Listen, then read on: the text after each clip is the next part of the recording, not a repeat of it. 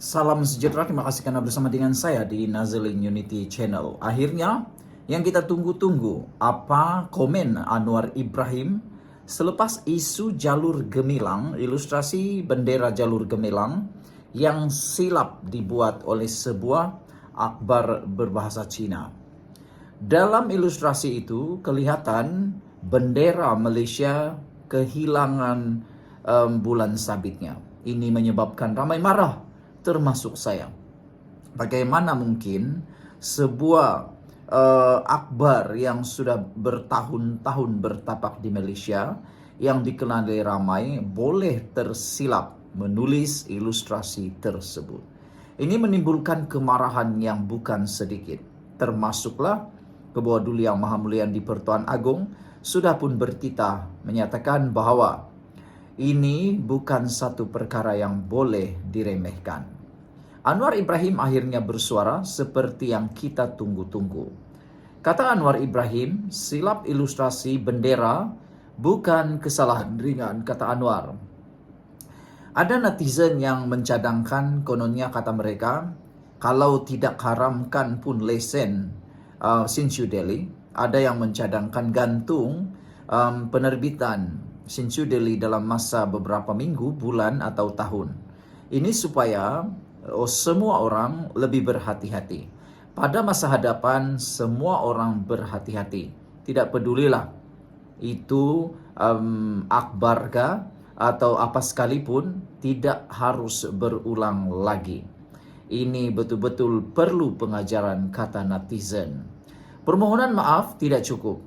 Bahkan apa yang telah dilakukan sekarang, kita diberitahu menurut laporan media menyatakan bahawa editor ataupun pereka grafik kepada bendera tersebut telah diambil tata tertib. Tetapi adakah itu akan membuatkan orang lain akan serik? Walau bagaimanapun, kita ucapkan syabas dan tahniah kepada KDN dan PDRM yang mengambil langkah proaktif, juga kepada Sinchu Delhi. Meskipun Sinchu Delhi telah pun melakukan kesilapan melalui perekanya, tetapi mereka tidak berdiam diri, tidak mempertahankan diri, bahkan mengambil tindakan yang sewajarnya. Perdana Menteri juga menasihatkan semua pihak tidak berlebih-lebihan dan biar proses undang-undang berjalan. Perdana Menteri Anwar Ibrahim berkata kesilapan ilustrasi bendera bukan satu kesalahan ringan, kerana bendera adalah simbol penting kepada negara dan mahu isu itu diselesaikan mengikut proses undang-undang. Anwar juga menasihati mana-mana pihak supaya tidak berlebih-lebihan dalam isu itu dan biarkan proses undang-undang berjalan, lapor Berita Harian. Paling penting sekali, jangan Anda mengikut emosi Anda. Biarlah undang-undang yang menjalankan tanggungjawab dan tugas mereka. Kita cukup dengan tidak berpuas hati menyatakan secara bertulis atau tidak di media sosial. Tetapi untuk mengambil tindakan sendiri, itu mungkin akan mengundang pada diri sendiri. Biar undang-undang yang ambil tindakan. Kita boleh tidak berpuas hati, tapi jangan pula berlebih-lebihan, kata Anwar Ibrahim. Untuk mana-mana negara pun, soal bendera itu simbol yang sangat penting. Jadi saya nasihatkan supaya kita berhati-hati. Tapi tentulah, bagi ruang Sinchu Delhi bagi penjelasan atas kesilapan dan memohon maaf. Tetapi ini bukan soal ringan. Biarlah proses undang-undang dijalankan, katanya, pada sidang media selepas mengakhiri lawatan kerja di Bangkok atas jemputan rakan sejawatannya dari Thailand.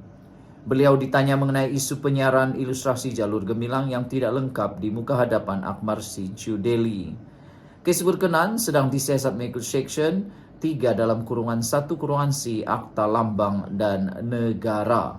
Sekian untuk kali ini. Jangan lupa tinggalkan komen Anda. Salam sejahtera. Ini kali pertama kita dengar Tun Mahathir bercakap tentang permohonan maaf. Mahathir tuntut Puad mohon maaf secara terbuka isu tanah UMNO. Sebenarnya ini seakan-akan satu permainan bahaya oleh Puad, tetapi ianya berbaloi.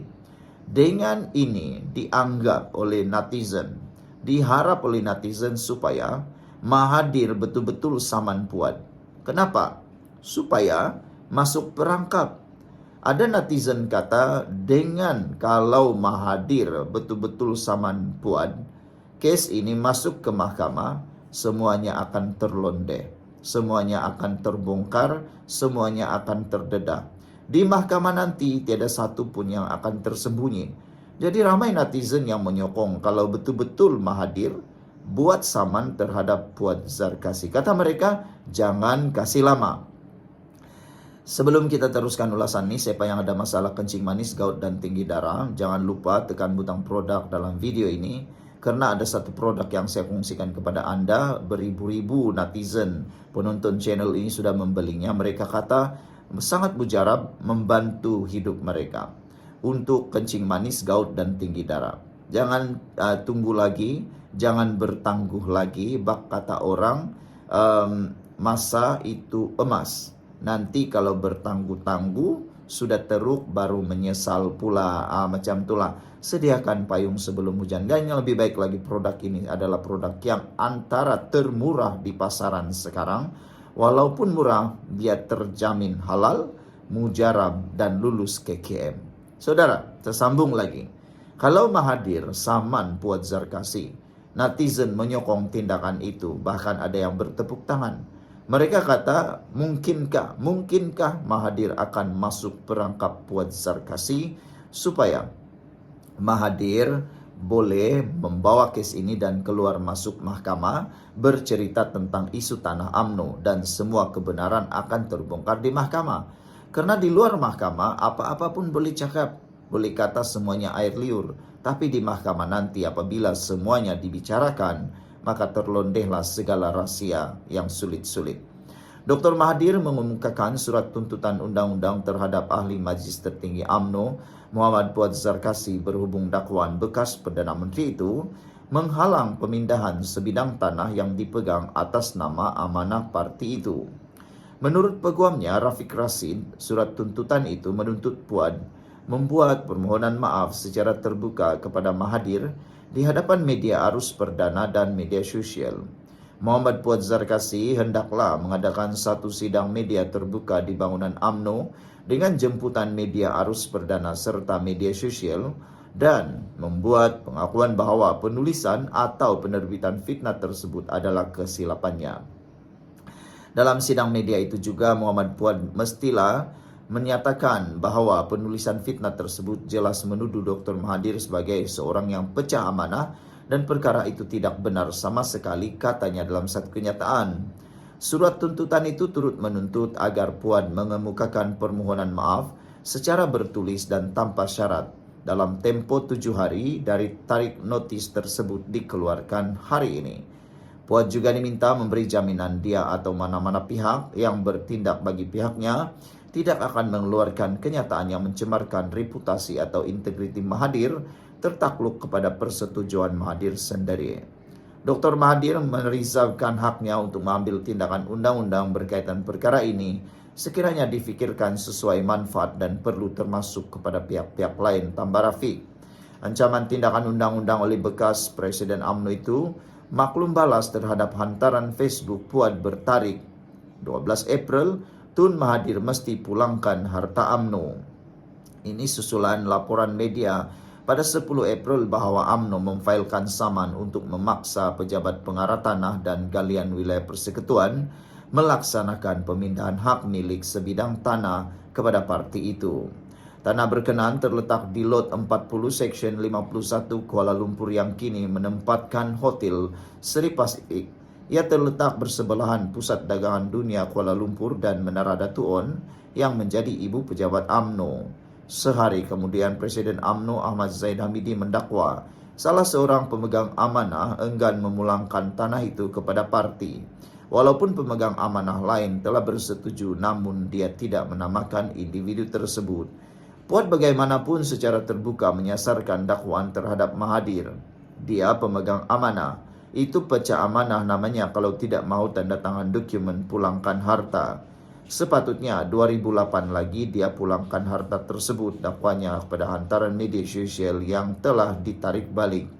Puad turut menyelar Mahathir kerana sering menuduh pihak lain, sedangkan isu pemilikan harta parti tidak wajar dipolitikkan. Apakah dia tidak rasa malu? Tuduh orang lain berbagai, itu bukan harta persendirian, tegasnya. Mahathir menyifatkan dakwaan yang dibuat oleh Zaid dan Puan sebagai satu fitnah. Dia berkata dirinya bersama 3 lagi pemegang amanah telah menandatangani satu akuan berkanun pada tahun 2015 bagi memudahkan permohonan pemindahan tanah itu kepada UMNO. Namun permohonan tersebut ditolak atas sebab teknikal. Bagaimanapun Puan kemudian mengaku dia tersilap selepas ditegur Mahathir dan menyalahkan laporan media yang didakwanya tidak jelas berhubung saman tersebut. Sekian dulu untuk kali ini. Jangan lupa tinggalkan komen Anda.